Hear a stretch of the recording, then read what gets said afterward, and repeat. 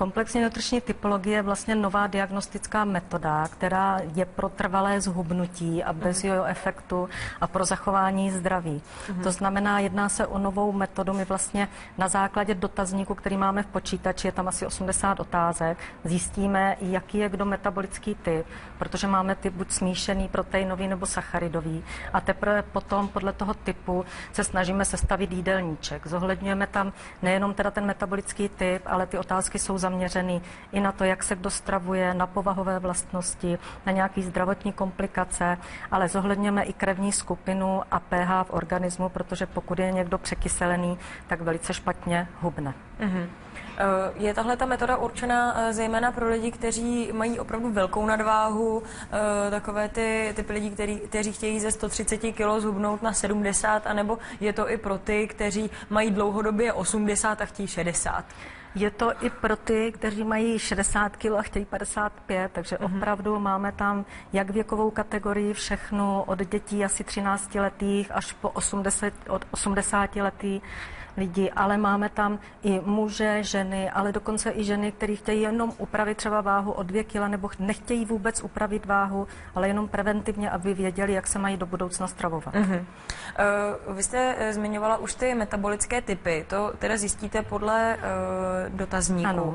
A co vlastně teda k tomu člověk musí všechno vědět, aby mohl odpovědět na ty vaše otázky? Musí vědět, jaká je krevní skupina, třeba hraje to v tomhle roli? Je důležité, aby věděl, jaká je krevní skupina, ale pokud to ten člověk neví, tak my v rámci toho vyšetření nabízíme i vyšetření biochemické, to znamená odběr krve, kde zjistíme všechny parametry, které potom můžeme také do toho jídelníčku zohlednit. Takže jedná se jak o cukr v krvi, cholesterol, triglyceridy, ale i záněty, jestli je dostatek železa v těle, jestli není vysoká kyselina močová a zároveň s tím je možné zjistit i tu krevní skupinu, pokud ji ten klient nezná.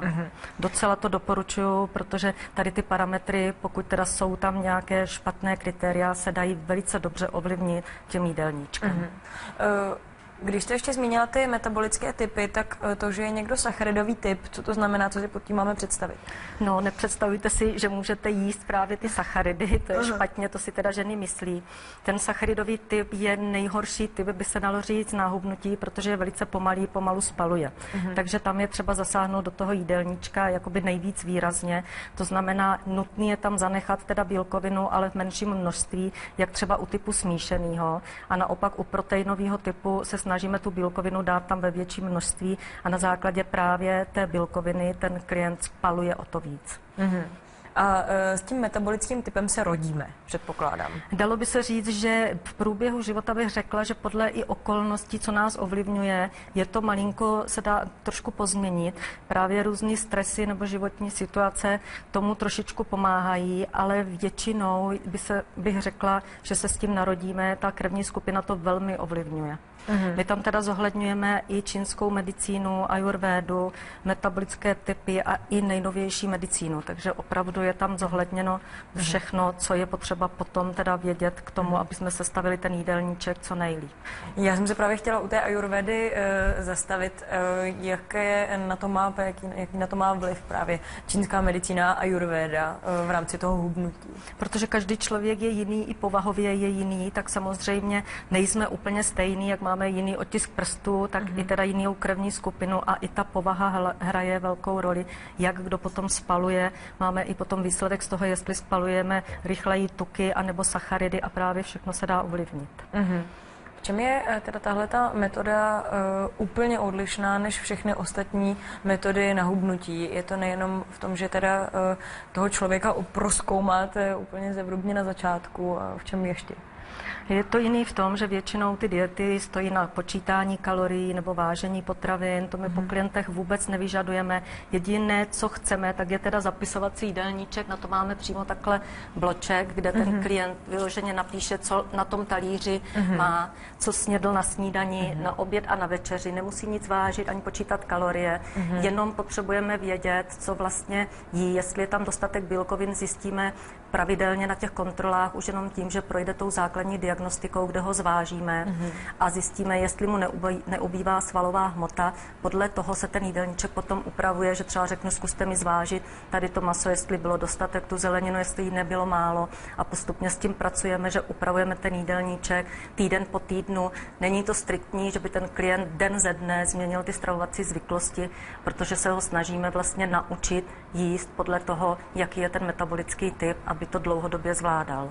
Komplexní nutriční typologii, už jsme si nějak vysvětlili, jak to celé, co to je a jak to celé probíhá. Vy jste zmiňovala, že když se člověk rozhodne hubnout pomocí komplexní nutriční typologie, tak tam zodpoví asi na 80 otázek a využíváte k tomu nejenom moderní medicínu, ale také čínskou medicínu a ajurvédu. V té moderní medicíně v čem to spočívá právě díky čemu tam můžete, nebo proč to vlastně tam máte? Tak to jsem chtěla říct. Kvůli tomu tam máme tu biochemii, to znamená ty laboratorní výsledky z krve, což hodně doporučuji, protože i ty výsledky nám hodnotí lékařská rada, kde je pan doktor Forst a pan doktor Vlasák, který přímo pracuje v obezitologických poradnách. Takže tam můžeme zjistit i začínající diabetes nebo začínající nějakou metabolickou poruchu, zvýšenou kyselinu močovou, což může vést až k onemocnění dnou. A toto všechno se dá ovlivnit velice dobře už během třeba 3 měsíců právě těma stravovacíma zvyklostněma, tím jídelníčkem. Takže potom ten jídelníček je sestavený už podle toho klienta, jestliže má náběh na cukrovku, tak se snažíme třeba zaměřit vyloženě na pravidelnost, omezit sacharidy. Pokud teda třeba ten člověk má zvýšenou kyselinu močovou, což dneska teda je docela běžný i u mladých lidí, třeba sportovců, když málo pijí, takže tam se snažíme zase vyloučit všechny potraviny, které obsahují vysoké procento množství purinů a šťavelanů, aby jsme teda zase dosáhli toho, že se ta kyselina močová sníží zpátky. Myslíte, že by teda na tu komplexní nutriční typologii měl jít i člověk, který třeba opravdu vůbec nechce hubnout, nebo že by na to měl jít vlastně skoro každý, aby zjistil, co on je zač a co jeho tělo potřebuje a jakým způsobem funguje? Myslím si, že jako prevence by to bylo úplně úžasný, že bychom fakt ušetřili práci lékařům v budoucnu, protože když se rozhlídneme kolem nás, tak ta obezita opravdu je všude vidět a už teda i u dětí, což dřív nebývalo, takže doporučuji fakt každému. Řekla bych, že už ty dívky od těch 17-18 let určitě ano. Čím myslíte, že to je, že ta obezita dneska roste? Je to tím, že není tolik pohybu.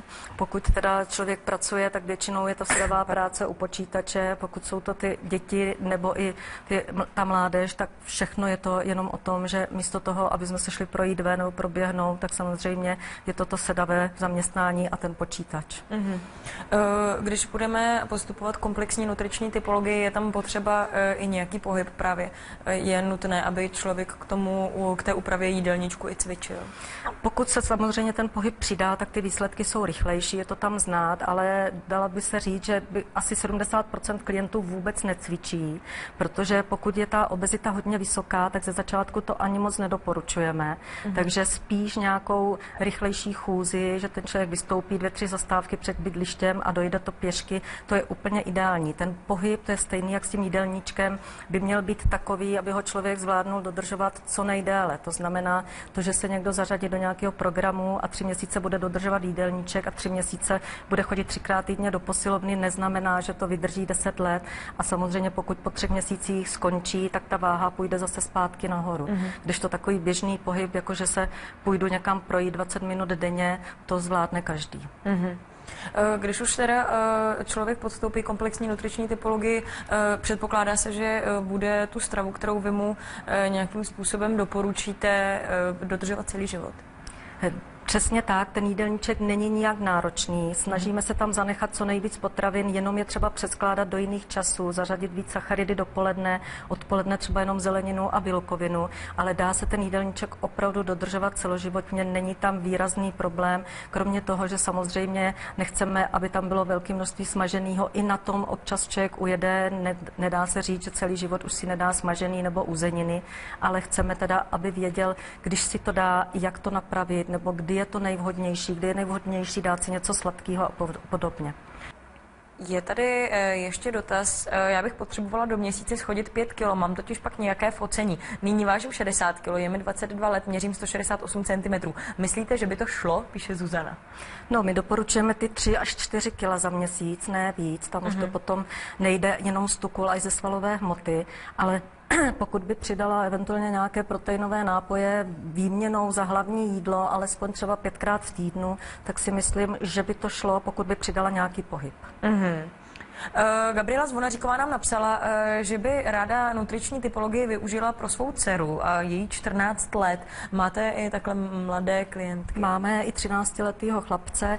Tam jde o to, že doporučujeme nebo chceme, aby přišli i rodiče s tím chlapcem hlavně na ten dotazník, protože tam je důležitý, co se týče i těch povahových vlastností anebo té genetiky, zdravotního stavu, stravování, aby teda u toho ten rodič byl, protože přece jenom v tomhle věku ty děti nevědí.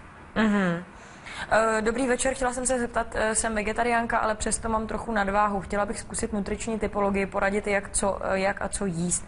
Dělají se i jídelníčky pro vegetariány? Samozřejmě máme vegetariány, tam se to hodně odvíjí i od krevní skupiny, takže ze zkušenosti vidíme, že opravdu Ačko krevní skupina to maso nepotřebuje, takže pokud je někdo vegetarián, většinou je to krevní skupina A, takže určitě máme i pro vegetariány a těm to teda doporučuji obzvláště, protože tam pokud člověk vynechá bílkovinu anebo nějaké živiny, tak je to hodně špatný.